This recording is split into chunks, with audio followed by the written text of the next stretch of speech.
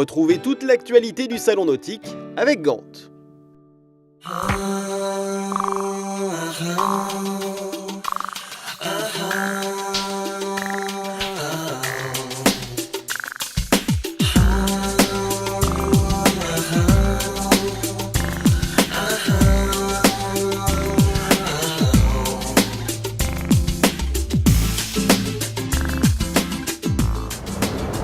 Bienvenue pour 100% nautique sur Mensup TV. Nous sommes bien évidemment au Nautique de Paris 2012 et nous démarrons une série quotidienne d'émissions sur ce fabuleux salon. Aujourd'hui, je suis dans le hall du motonautisme, le hall 4 chez Réa Marine, avec à mes côtés Bertrand Danglade, le directeur général de Réa Marine, Réa Troller et Arcoa. Et ici, nous sommes sur le Troller 36, la grande nouveauté de ce Nautique de Paris. Voilà, donc le Troller 36, c'est une grande nouveauté, certes, pour beaucoup de choses. Parce que c'est un bateau très convivial, un bateau de voyage, un bateau très confortable, puisque nous pouvons coucher 6 personnes, voire 8 personnes, puisqu'on a des options de cabine supplémentaires sur un petit dessin, et c'est très très rare dans un bateau de cette taille-là, ça n'existe même pas d'ailleurs. Le Troller Réa Marine est très connu pour ses petits bateaux de pêche, ces petits bateaux de croisière.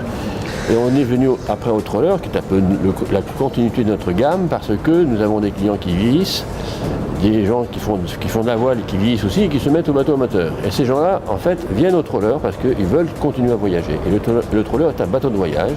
Et donc nous avons un certain succès maintenant avec cette gamme de produits-là. Et pour la première fois, je dirais dans le domaine du bateau à moteur, Réa s'est penché très fortement sur l'économie d'énergie, sur la carène. Parce qu'aujourd'hui, pour pouvoir marcher à 20 nœuds ou à 15 nœuds, il suffit de mettre une certaine puissance de moteur et on va marcher à 20 nœuds. Alors Bertrand, justement la carène, c'est une carène révolutionnaire. C'est une carène révolutionnaire car nous avons réussi à faire une économie, on parle de traînée là, c'est un peu technique, une économie de 15% de traînée par rapport à un bateau classique, une carène classique. Et 15% d'économie, de traînée en moins, c'est très important, hein, c'est beaucoup de frottement en moins, c'est beaucoup de choses en moins, c'est bon, c'est du gain pas forcément de vitesse, par contre c'est du gain d'économie en gasoil, relativement importante, à peu près 20%. Cette carène a été aussi développée pour l'électrique. Et ça, pour moi, c'est le futur. C'est le bateau de demain, le bateau électrique. Alors, on va dire aussi que c'est un bateau de voyage, un bateau où on circule facilement, un bateau paisible. C'est un bateau paisible, vous avez des grands passes avant, vous faites le tour du bateau en toute sécurité pour que ce soit des enfants, des petits-enfants, des personnes âgées. C'est un bateau très convivial pour ça.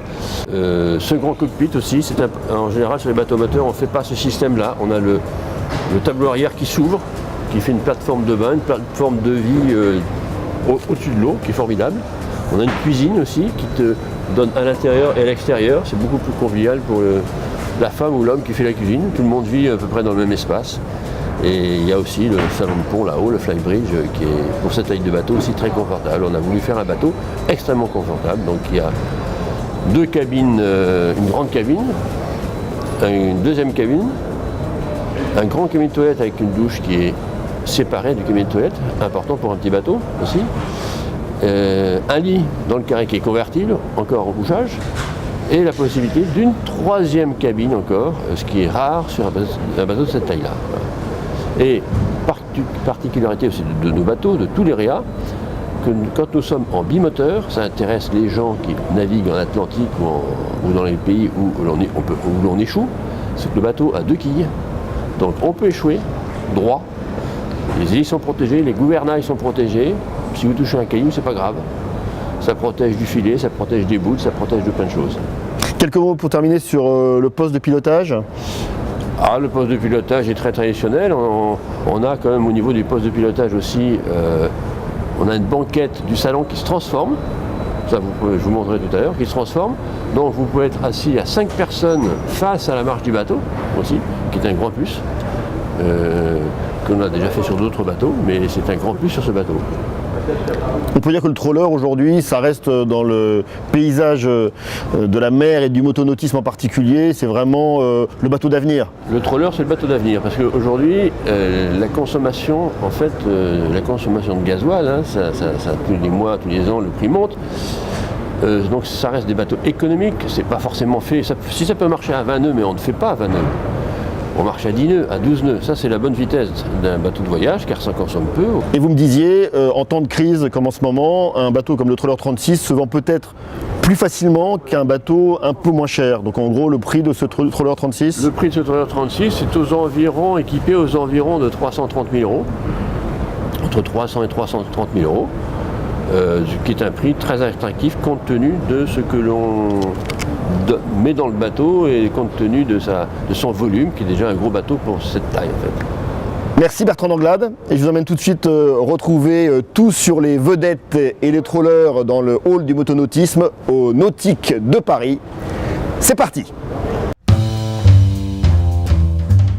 Depuis une quinzaine d'années, les trawlers sont devenus tendance. Ces unités à l'allure de chalutiers et aux aménagements soignés s'adressent aux plaisanciers qui prennent le temps de naviguer.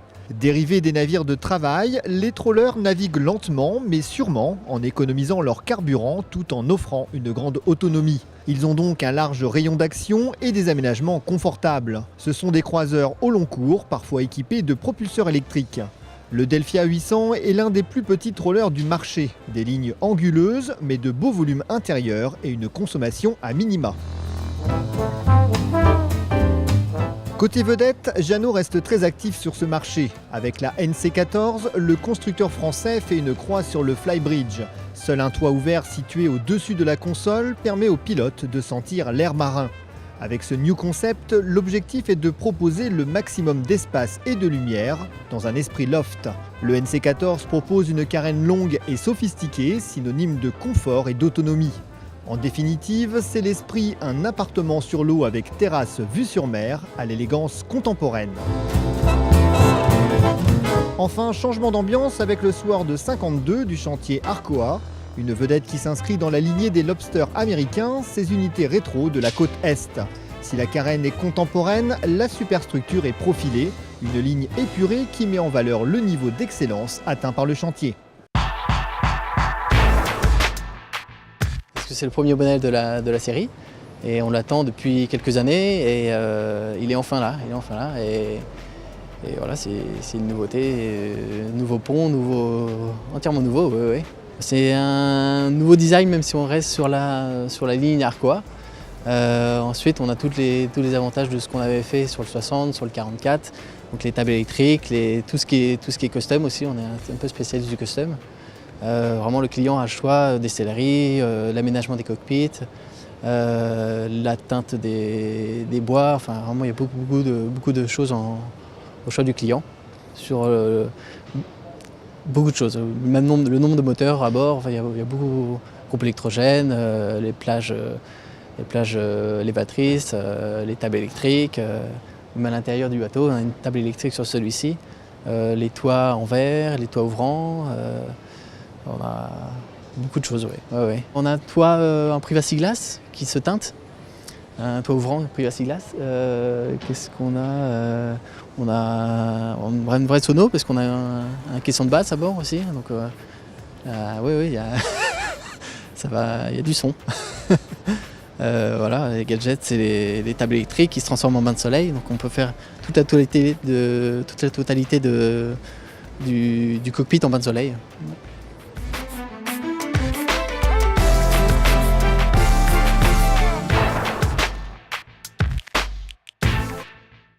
Retour éclape de fin de 100% nautique, et là nous sommes sur l'une des animations de ce Nautique 2012 avec cette chronologie du bateau France 1, avec notamment une photo d'Éric Tabarly qui a navigué sur ce bateau en 1992 lors des fêtes maritimes de Brest. Ce bateau a participé 4 fois à la Coupe de l'América avec le baron Bic, et j'ai à mes côtés Thierry Verneuil qui est le trésorier de l'AFCA, l'association qui a restauré ce bateau qui est un véritable Stradivarius. Thierry.